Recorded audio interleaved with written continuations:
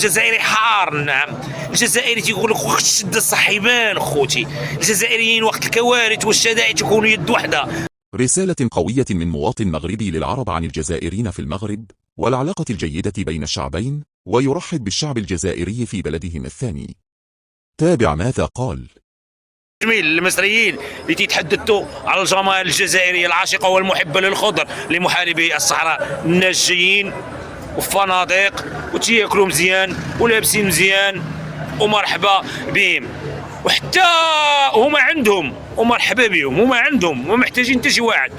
والكرم ديال المغاربه ونضايفوهم ونستقبلهم لانهم في الاول وفي الاخير خوتنا اللي تجمعنا معاهم اكثر من اللي تفرقنا. اذا الرساله واضحه وضوح الشمس من عاشق ومحب لارض ابن باديس. الجزائريين ما مدلولينش.